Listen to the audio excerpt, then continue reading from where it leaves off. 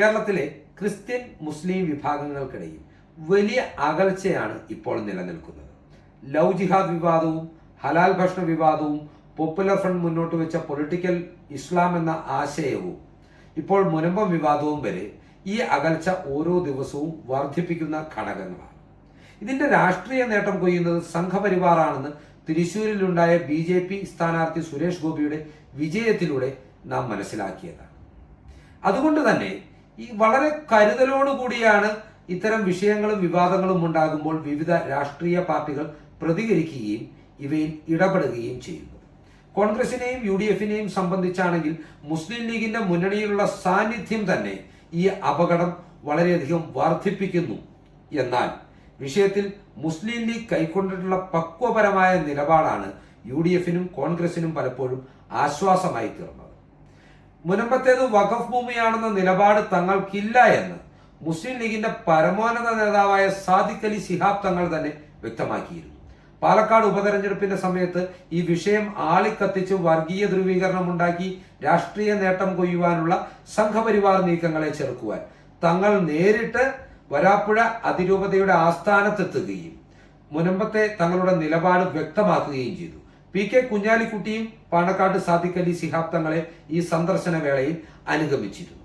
വിവിധ മുസ്ലിം സംഘടനകളുടെ യോഗവും മുസ്ലിം ലീഗ് നേതൃത്വം വിളിച്ചുകൂട്ടി വിഷയത്തിൽ ക്രൈസ്തവരാണ് ഇരകൾ എന്നുള്ളത് കൊണ്ട് തന്നെ സംഘപരിവാർ രാഷ്ട്രീയ മുതലെടുപ്പിനുള്ള ശ്രമങ്ങൾ നടത്തുമെന്നും പക്വപരമായ നിലപാട് കൈക്കൊള്ളണമെന്ന ബോധവൽക്കരണവും നടത്തിയിരുന്നു.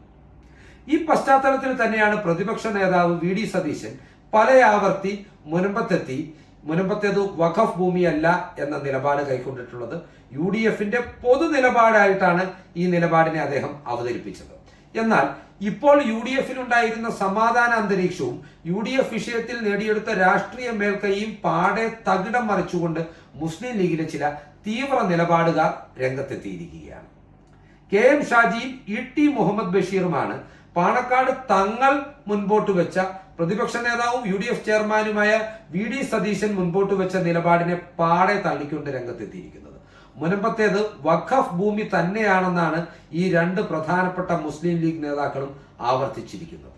തീവ്ര സ്വഭാവമുള്ള മുസ്ലിം സംഘടനകൾ അല്ലെങ്കിൽ ചില ഇസ്ലാമിസ്റ്റ് സംഘടനകളുടെ നിലപാടിനോട് ചേർന്ന് നിൽക്കുന്ന നിലപാടാണ് പാണക്കാട് തങ്ങളെയും UDF ചെയർമാൻ VD സതീശനെയും തള്ളിപ്പറഞ്ഞുകൊണ്ട് ഇവർ സ്വീകരിച്ചിരിക്കുന്നത്. ഇവിടെ ശ്രദ്ധിക്കേണ്ടുന്ന ഒരു കാര്യം, KM ഷാജി ആദ്യമായി ഈ നിലപാട് പ്രഖ്യാപിച്ചപ്പോൾ PK കുഞ്ഞാലിക്കുട്ടി നേരിട്ട് രംഗത്തെത്തുകയും പാർട്ടിക്ക് മേളിൽ പാർട്ടിയാകാൻ ആരും ശ്രമിക്കേണ്ട എന്ന് വ്യക്തമാക്കുകയും ചെയ്തിരുന്നു. ഷാജി അങ്ങനെ പാടെ കുഞ്ഞാലിക്കുട്ടി തള്ളിക്കളഞ്ഞപ്പോഴാണ് സമാന നിലപാടുമായി ET മുഹമ്മദ് ബഷീർ തന്നെ രംഗത്തെത്തിയത്. ET മുഹമ്മദ് ബഷീർ എന്ന് പറഞ്ഞാൽ പാർട്ടിയുടെ മുതിർന്ന നേതാവാണ്, കുഞ്ഞാലിക്കുട്ടിയോളം തന്നെ തലയെടുപ്പുള്ള നേതാവാണ്. അതുകൊണ്ട് വിഷയത്തിൽ വ്യക്തത വരുത്തുവാൻ സാദിഖ് അലി തങ്ങൾ തന്നെ പ്രസ്താവനയുമായി രംഗത്തെത്തുകയും പാർട്ടിയുടെ നിലപാട് മുനമ്പത്തേത് വഖഫ് ഭൂമിയാണെന്ന് ഒരിക്കലും നിലപാടെടുത്തിട്ടില്ല എന്ന് വ്യക്തമാക്കുകയും ചെയ്തു. വിഷയത്തിൽ VD സതീശൻ പ്രതികരിച്ചതും ഇത്തരത്തിൽ തന്നെയാണ്. വേണ്ട വിധത്തിൽ നിയമവിദഗ്ധരുമായി ആലോചിച്ച് കാര്യങ്ങൾ മനസ്സിലാക്കിയിട്ടാണ് UDFന്റെ പൊതു നിലപാടായി മുനമ്പത്തേത് വഖഫ് ഭൂമിയല്ല എന്ന നിലപാട് പ്രഖ്യാപിച്ചതെന്ന് അദ്ദേഹം വ്യക്തമാക്കി. മുസ്ലിം ലീഗ് നേതാക്കളുടെ ഇത്തരത്തിലുള്ള പ്രഖ്യാപനങ്ങളെ തള്ളിക്കൊണ്ട് വേണ്ട രീതിയിൽ ഇവർ വിഷയം പഠിച്ചിട്ടുണ്ടാവില്ല എന്നും സതീശൻ വ്യക്തമാക്കി. ഏതായാലും മുസ്ലിം ലീഗിലെ തീവ്രവാദികളുടെ ഈ നിലപാട് കോൺഗ്രസ് എന്ന രാഷ്ട്രീയ പാർട്ടിക്കും മുസ്ലിം ലീഗ് എന്ന രാഷ്ട്രീയ പാർട്ടിക്കും UDF എന്ന രാഷ്ട്രീയ മുന്നണിക്കും തങ്ങളുടെ മതേതര പ്രതിച്ഛായയ്ക്ക് മേൽ കളങ്കമേൽപ്പിക്കും, ക്രൈസ്തവ വിഭാഗത്തിനിടയിൽ സംശയങ്ങൾ ജനിപ്പിക്കും, സംഘപരിവാറിന് രാഷ്ട്രീയ മുതലെടുപ്പിനുള്ള അവസരം നൽകും.